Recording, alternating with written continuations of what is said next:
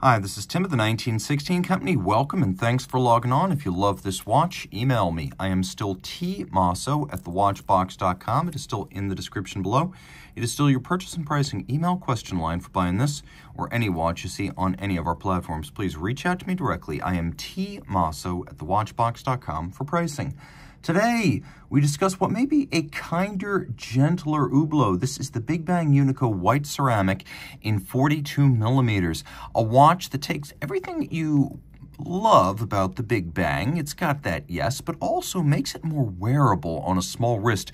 Can a smaller Hublot be every inch the Big Bang? Let's find out. First of all, we're talking metric. So this white ceramic in titanium and sapphire medley is 42 millimeters in diameter.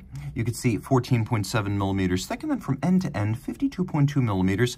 The watch is incredibly light. Ceramic, the resin inserts, sapphire, and the inner titanium case, all very light material. So for a watch that's over 52 millimeters lug-to-lug, it certainly doesn't feel large. Now you can also see that because of the angling of the lugs, it profiles around the edge of your wrist and actually conforms quite nicely. This is the perfect size Big Bang for me. It's still not thin by any means, but it's thinner than before, and you can see how this watch has lugs that are well inboard of the edge of my 16 centimeter circumference wrist. So if your wrist is as small as 14 centimeters circumference, step up. Hublot has got a Big Bang for you. The strap, as ever with Hublot, rubber, but not one, but two different colors. It's two-tone, and a type that fans of contrast will absolutely adore. You may not like yellow gold with steel, but this is two-tone in rubber, featuring a tapering of thickness, a tapering of width, striations molded into the top to give definition, and as you can see from the bottom, no crimping, no gouging, a brand new Hublot factory strap. Taking a look at the clasp, you can see externally it has a ceramic insert, and then internally it is made of blackened titanium. Very light. You can see it even says titanium right here, and the inner chassis actually has an Hublot H twin trigger release, so it cannot open inadvertently. You take the opposite side of the strap, you tuck it in, you pin it on these two pins, then you fold it closed, and it creates a very clean look with excess length hidden underneath the strap. No need for minder loops, so the Hublot doesn't need those. And again, very secure because you have to press both of the triggers to pop this open. Taking a look at the case, yes, it's white ceramic, but it's more. As you can see, the hardware, where hardware is present, is made of titanium. The bezel, the mid case, and then the case back, all made of ceramic. Then we have these resin inserts. They're a polymer material, very much like plastic. You can see that the bolts, or I should say the screws, more precisely, that are used to hold everything together, they are polished, and they feature an H profile to remind you that this is an Hublot. First Big Bang came out in 2005. Quite frankly, in the early days, it had a bit of an identity crisis. It was clearly derived from the Audemars Piguet Royal Oak offshore. Well, with the Unico series, we've had a little bit more of a flowering of originality, as these watches are quite comfortable being what they are, which is the heir to the original 1980 Hublot, or porthole by MDM Genève, which is what the company was once called, and also adding, well, Hublot's favorite thing. Back in 1980, it was gold with a rubber strap. Today, it's rubber, sapphire, titanium, and ceramic. Ceramic, both very light and very scratch-resistant, almost as hard as a sapphire crystal. In all likelihood, you will never have a scratch or a swirl anywhere on this case. We have a rubber shoulder on the crown. It is a screw-down crown. The watch is 100 meters water-resistant. We have a push-button quick-release system, and this actually inspired Audemars Piguet, turnabout is fair play, after all, to create its own quick-release system. Hublot actually leading AP in this department, making it easy to dress the watch up. You can go with an all-black strap, or you could go with leather. Hublot has a million accessory strap options, so while you are locked into an OEM strap for this interlock system, you do have a million different choices. The chronograph here is a flyback, so reset and restart without first stopping. It's great for timing events that occur in rapid succession. Now, once again, we have these screws, and you can see that now they have polished upper rims and media blasted lower faces, so there's a little bit of contrast even there. There's also contrast in the way the ceramic is finished. The tops of the case, the top of the bezel, matte finished or satinated. Then you can see in profile the edge of the bezel is actually polished. It's subtle, but it's there. The dial is deeply dished. You can see there's a chaptering outboard for reading your chronograph seconds, and then moving inboard, we have these little cantilevered numerals and indices. You can see they're faceted, and they're also nicely satinated, which gives them a little bit more of a muted finish, which feels more sophisticated than high polish. The same satination.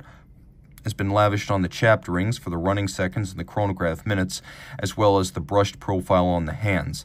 Now you can see right here as we approach the changeover, we have a 60-minute chronograph register, which is something I always love to have, as I find that I generally time events between 1 minute and 1 hour on my chrono, but rarely beyond that. So having a chrono register that goes beyond 30 is much appreciated. And you can see inside there's a little window for the date. So let's just demonstrate some of the other features here. We do have a stop seconds function, so we can stop the watch and set it to a reference time. We've also got a quick set system for that date, and you can see because the date is a skeletonized wheel that runs all the way around the dial, not only do you see the date jumper mechanism, but you can see the entire date wheel itself. And then we've got a little bit of lume, so let's take a look at the lume. Let's get this thing under the lights and then pull it away. Plenty of luminescence, absolutely no shortage, including sub-registers. Again, 100 meters water resistant. You can see the outer face of the crown also featuring that Hublot H with a combination of satin and media blast, and then automotive piston inspired. You can see that we have these little piston ring slots on the flanks of these satinated and actually edge faceted pushers, which I really appreciate. Taking a look at the caliber, 1280. This is the Unico 2. It is a full 1.3 millimeters thinner than the original 1240, which means it can fit in smaller, thinner watches. On the dial side, we have a lot of the action, as the column wheel and the lateral clutch have been moved from the back. So this is an unconventional chronograph architecture that brings all the best parts of the chrono to the dial side. So you can see the operation of the column wheel. It's also a very crisp, traditional feel. And then we've got the lateral clutch adjacent to that. Notice how fine the teeth are on this lateral clutch. That's probably a Leica constructed component. So when you engage it, there's no jump in its action because there's so little play in its micro teeth. This is one of the smoothest engaging lateral clutches I've ever encountered.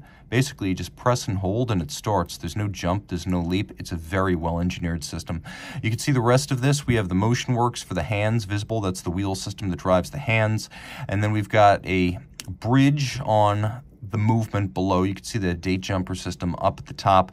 It's all media blasted, polished, and grayscale. So you've got a couple of different finishes. You can see you've got satination on the lateral clutch, contrasting finish, but everything grayscale. Turning it all over, again, we've got that Unico 2, as it's called. It first broke cover in 2018, and it's allowed Hublot to build thinner, smaller, and more sophisticated watches.